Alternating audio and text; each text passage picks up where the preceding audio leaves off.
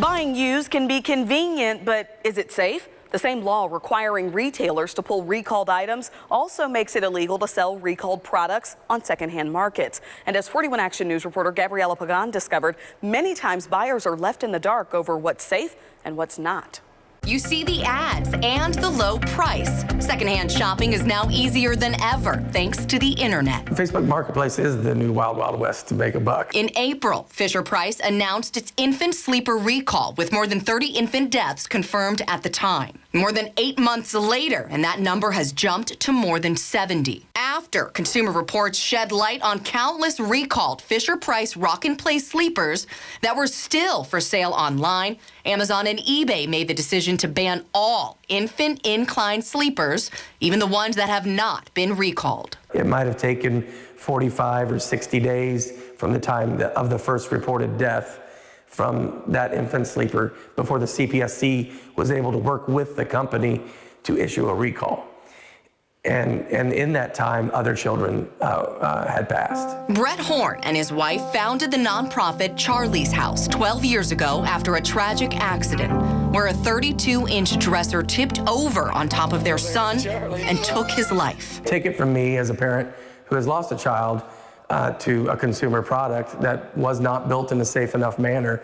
I would do anything I could to take that opportunity to investigate that further. While the product was not recalled, Horn says it was not up to safety standards. The biggest hurdle for product safety change is a little law called 6B. That law allows the Consumer Product Safety Commission a 15-day window to respond to consumer complaints. But that time frame can be drawn out for weeks, if not months, through legal action. And in the meanwhile, kids die. It's not a protection for the consumer. It's a protection for correct information to be given to the public, but it comes rather at a late stage for the consumer. At the cost of life.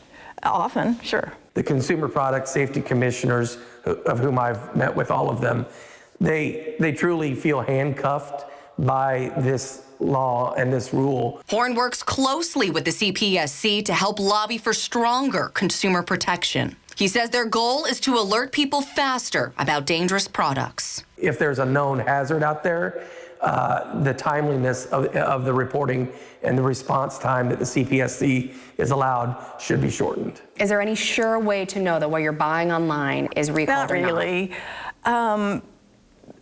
Depending on the information you can get, right? Maybe you can. When recalls are issued, stores are then mandated to pull that product. On the secondhand market, the resale of recalled products is also illegal. So yes, it is illegal, but people do illegal things every day. But it's up to the seller to do their research. We searched online for the now recalled Fisher-Price Rock and Play sleeper. Dozens of variations of that item came up with no surefire way of knowing what was what. We also found on Facebook Marketplace this seemingly recalled 6-drawer dresser from IKEA.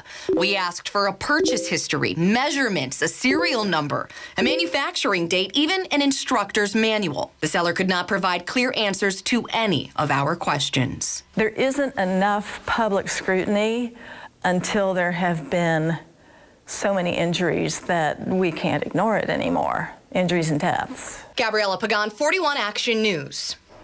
As for how to know what you're buying online, boils down to research. The attorney we spoke with told us we asked the right questions. When did you buy it? Do you have a serial number? If the seller can't answer it, you're buying at your own risk. The problem isn't just online either. Earlier this month, the Consumer Product Safety Commission issued a warning to TJ Maxx, Marshalls, and Home Goods, accusing them of selling 19 different products that had been recalled months, maybe even years ago. The company sent a statement to Consumer Reports writing, "We deeply regret that in some instances, recalled products were not properly removed from our sales floors, despite the recall processes that we had in place. We're taking appropriate steps to strengthen these processes moving forward."